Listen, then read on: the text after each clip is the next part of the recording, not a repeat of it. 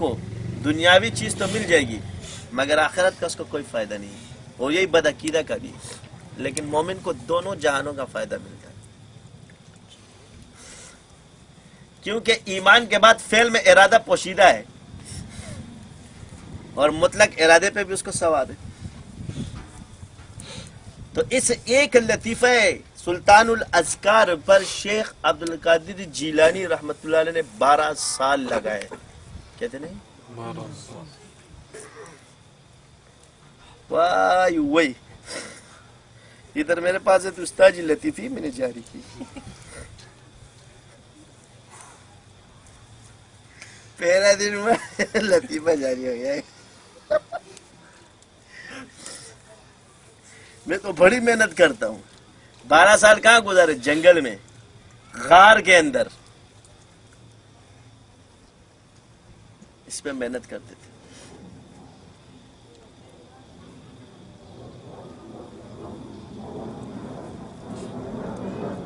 طریقے میں نے بتا دیے۔ اب یہ فیوز نور کا جو کورس ہے یہ کرانے کا مقصد ہی یہی ہے کہ آپ کو پہلے باطنی سیر کرا دی جائے۔ ابھی آپ لوگوں کو کچھ بھی پتہ نہیں، بولے تم لوگوں کو مسالوں کے جیسے انسان کو آنکھ بند کر کے پوری سیر کرائی جائے، یہ وہ والا کام ہوا ہے تمہارے ساتھ۔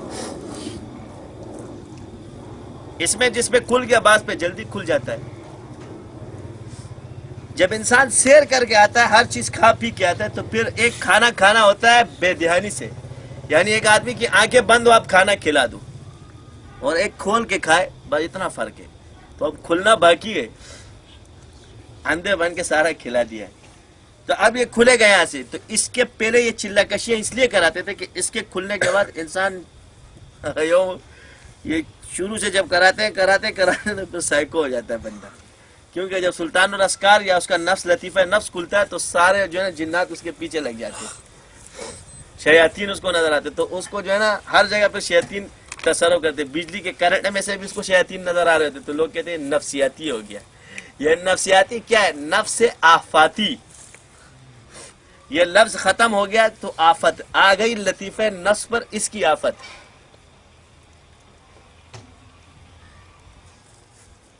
کہتے ہیں نفس پہ آتی ہے،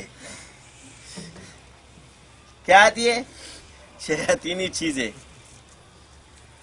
تو اب اس کو ہر جگہ جو ہے نا شیطان نظر آ رہا تھا، تیرے اندر بھی نظر آتا، کیونکہ اس پہ تخلیق کھل چکی کہ ہر انسان کے ساتھ ایک شیطان ہے، تو وہ شیطان اس کے پیچھے آتا ہے، تو یہ دیکھتا ہے کہ میرے پیچھے آ رہے، تو لوگ کہتے ہیں پاگل کا بچہ، میرے کو تو نظر نہیں آ رہا ہے۔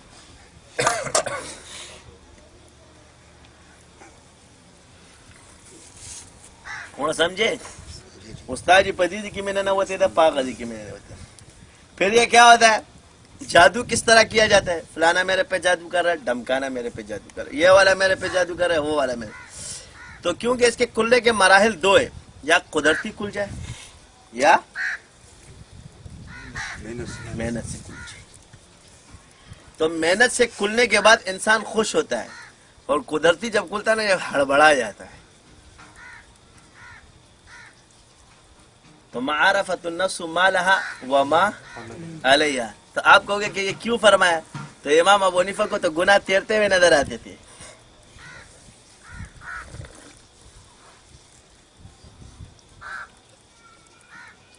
پانی میں نظر نہیں آتے تھے۔ امام احمد بن حنبل رحمۃ اللہ علیہ ایک دعوت کے لیے گئے، امام شافعی رحمۃ اللہ علیہ کی بڑی تعریف انہوں نے اپنے شاگرد کی اپنی بیٹی سے، کہ رات کا تہجد گزار ہے، کھانا کم کھاتا ہے، سوتا بھی کم ہے۔ تو جب وہ کھانے پر گئے تو انہوں نے اس دن کھانا بہت زیادہ کھا لیا، دبا دب کھائے جا رہے، تو سارا کھانا کھا کے کہتے کم کھا۔ رات کو انہوں نے لوٹا رکھا، رات کو صبح فجر کی نماز کے لیے چلے گئے، وہ آئی وضو کیا تو لوٹا تو پانی سے بھرا ہوا، اس نے تو وہ کیا تو بلا ہوا۔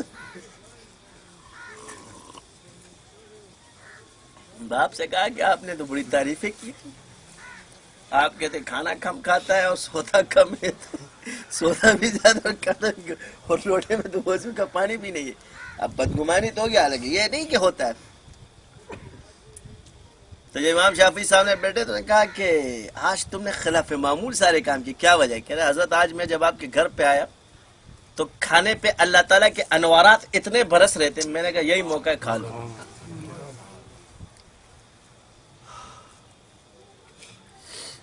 جن کو اللہ کے انوارات نظر آئے یہ ان کو بولتے ہیں کہ یہ حدیث ضعیف لی ہے. جن کو گناہ تیرتے ہوئے نظر آئے یہ ان کو بولتے ہیں کہ وہ حدیث کی سند نہیں جانتے.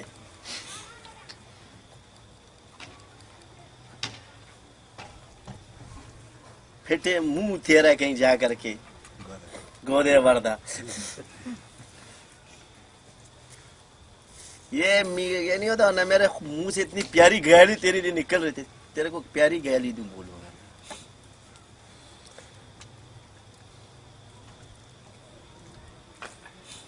تو فرمایا اس کی برکت سے جب میں لیٹا تو ایک قرآن کی آیت سے میں نے 100 مسائل میں اجتہاد کیا.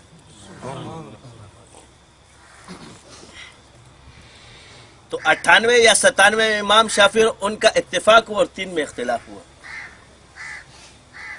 اب یہ اختلاف کی کیا دلیل ہے؟ تو میں اس کا جواب دیتا ہوں کہ اجتہادی اختلاف کیا ہے. فروعی اختلاف کا ایک راز آج بتا دوں کہ اس کی انتہا نہیں ہوتی، دونوں طرف سے دلائل کھلنے شروع ہو جاتے ہیں، اختتام نہیں ہوتا اس میں. اگر آپ کو کبھی اعتراض ہو تو بیٹھ جاؤ دونوں، مگر دونوں عارف ہو. اور ایک مسئلے پہ جب وہ اختلافی بات شروع ہوتی ہے تو 6 گھنٹے وہ بحث چلے گی اور دونوں طرف سے دلائل اتنے مضبوط آئیں گے کہ آپ حیران اور پریشان رہ جائیں گے کہ چکر کیا ہے. یہ اجتہاد کا معاملہ اللہ تعالیٰ کا ایسا عجیب اور غریب ایسا تو بعض جس میں عارفین بزرگان دین بیٹھے ہوں اور ان دونوں کی کسی بات پر اختلاف ہو جائے پھر اس کا مزہ لینا. آ جانا 4 گھنٹے پھر بحث چلتی ہوگی، یہ جواب ہے اس کا، یہ مطلب ہے اس کا، یہ مطلب ہے، پھر یہ مطلب ہے، یہ مطلب ہے، یہ مطلب ہے، اور دونوں طرف سے ایک دوسرے کی دلیل. تو اس میں انتہا نہیں ہے کیونکہ یہ سیر فی اللہ ہے، لامحدود ہوتی جاتی ہے. تو اس کو بزرگانے کے ہر کوئی اپنے ثواب پر ہے. تو جو جس کی تقلید کرتا ہے کامیاب ہے. تو ان ائمہ کے اس پر سب متفق ہے، تو اس لیے ان کو اصول مت دکھاؤ. یہ جو بعد میں اصول بنے کہ امام ابو حنیفہ نے یہ حدیثیں لی کہ نہیں لی، یہ 300 سال پہلے جو 150 سال احادیث پر عمل ہوتا تھا ان ائمہ کے، وہ کیا غلط تھی؟ جس کو دور کو حضور نے سب سے بہترین دور قرار دیا ہے. تو آج کل آپ نے صرف 4-7 حدیثوں کی کتابوں کے نام سنے، باقی بھی حدیث کی کتاب ہے. امام احمد بن حنبل کی بھی ہے، موطا امام محمد بھی ہے، امام اعظم ابو حنیفہ رحمۃ اللہ علیہ کی 2 حدیث کی کتب موجود ہے جو انہوں نے لکھی ہوئی ہے، کتاب الآثار اور مسند امام اعظم ابو حنیفہ اور موطا امام مالک.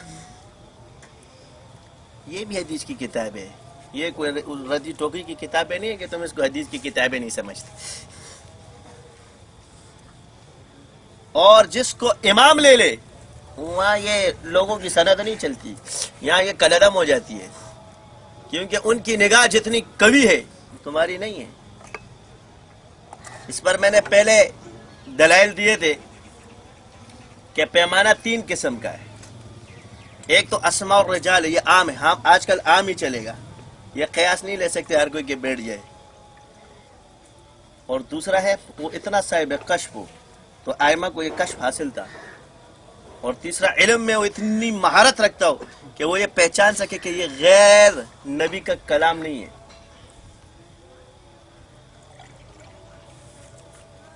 تو یہ تینوں چیزیں اماموں کو حاصل تھی. کیا تھی؟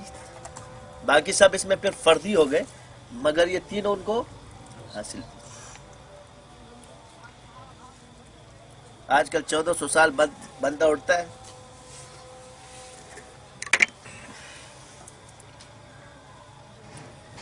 یہ تشریح کرے گا کہ یہ صحیح تھا کہ غلط تھا.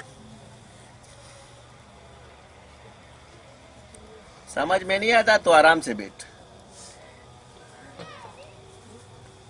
اپنا منہ گندا نہیں کر.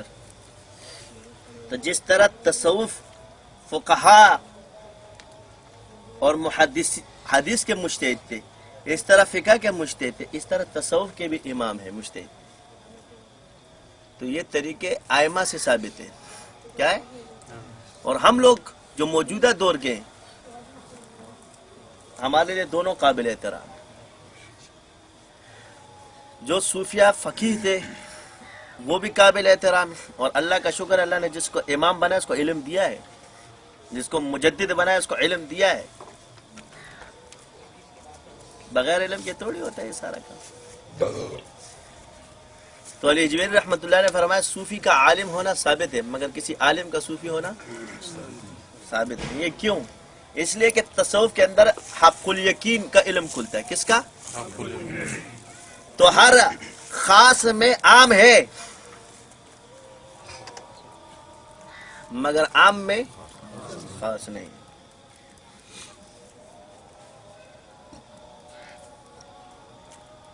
سمجھ گئے؟ جس نے پی ایچ ڈی پڑھا ہے نا اس نے میٹرک پڑھا ہے مگر میٹرک والے نے پی ایچ ڈی نہیں پڑھا. آج کل ایک ڈاکٹر بیٹھتا ہے یہ ثابت نہیں ہے، وہ ثابت نہیں ہے، فلانا ثابت نہیں ہے. اور تو ثابت ہے، تیری ڈاکٹری ثابت ہے، تیری پروفیسری ثابت ہے. یہ بھی ذریعہ ہے نا. جس ذریعے سے آپ ڈاکٹر بن کے 3 پیس سوٹ پہن کے لوگوں کو پڑھا رہے ہو، ڈاکٹر نائک ہے یا جو بھی ہے جتنے بھی ہے، تو وہ اس نے پی ایچ ڈی پڑھا ہے نا. یہ ذریعہ ہوا. اس ذریعے کے ذریعے اس کو ایک سمجھ آئی اور سمجھ سے یہ ایک چیز کو پرکھ رہا ہے. پہلے سال کے بچے کو پڑھا تو بخاری پڑھ لے ہم بھی مان جائے.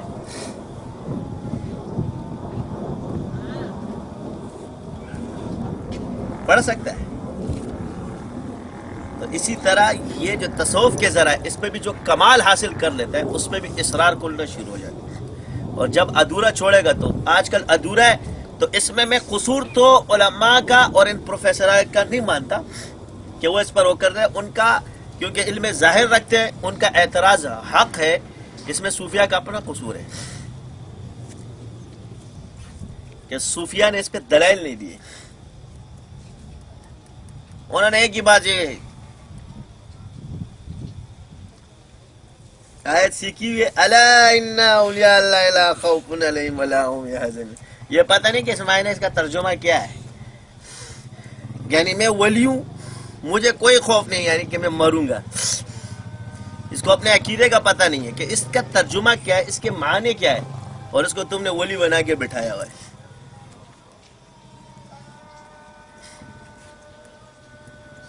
اس کا جواب یہ ہے کہ اللہ والے علم باطن رکھتے ہیں. تکوین کے معاملے اللہ ان پر کھولتا ہے. اس میں جو احکام ہیں جو اس پر کھلتے ہیں، مثال کے طور پہ جو تصرفات اللہ تعالیٰ ان کو عطا کیے اس کے استعمال پہ ان کو خوف نہیں ہے، اس لیے کہ وہ بامر الہی ہے. یہ پکڑ نہیں ہے ان پر. یعنی جیسے ہے کہ حدیث کس کو ہاتھ سے روکنا برائی کو، تو ان کو حکم نہیں وہ ہوتا، اس لیے اس کے مجرم نہیں ہے. یہ خوف نہیں ہوتا. اس کا یہ مطلب تھوڑی ہے کہ تم ٹھہر ہے کہ تجھے جہنم کا بھی خوف نہیں ہوگا. جائے اب ولی کس کو بٹایا؟ ابا مر گئے تو بیٹا مسند سے تشریف فرمائے.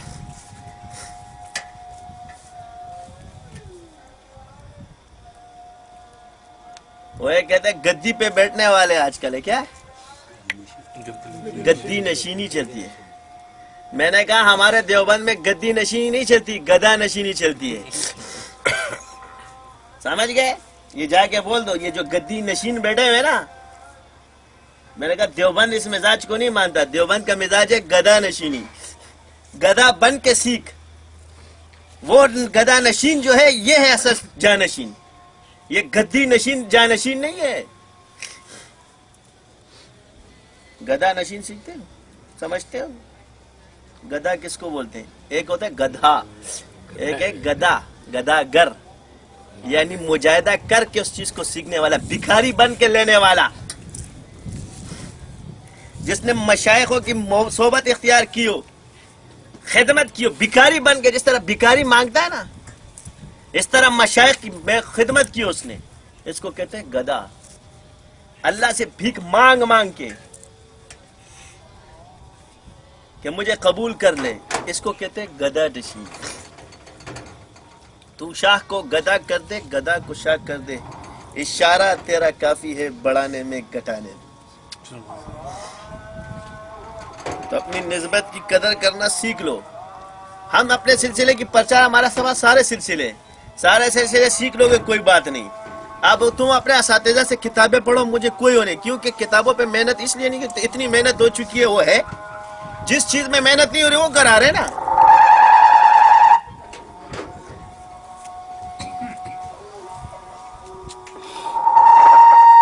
اللہ کام لے، اللہ ہمیں قبول کرے. باقی غلطیاں ہیں، توبہ کرتے رہو اور اپنے آپ کو بنانے کی کوشش کرو. اگر ایک غلطی ہے تو اس کا یہ مطلب نہیں کہ دوسرے کو وجود دے دو. شیطان آپ کو کہتا ہے تو گر گیا بالکل اس بربنڈ سے جیسے کہ کوا. ایک انسان کو اگر ایک کٹ لگ جائے تو بے وقوف ہوتا ہے کہ دوسرا لگا لے. اس ایک کٹ کی مرہم پٹی کرے. اگر دشمن نے ایک بار مار لیا تو اس سے بچ کے اسی کی مرہم پٹی کرے. یہ نہیں کہ بس وہ دودھ رہی اس میں وہاں باہر سے کی ورمن. سبحانك اللهم وبحمدك اشهد ان لا اله الا انت استغفرك واتوب اليك.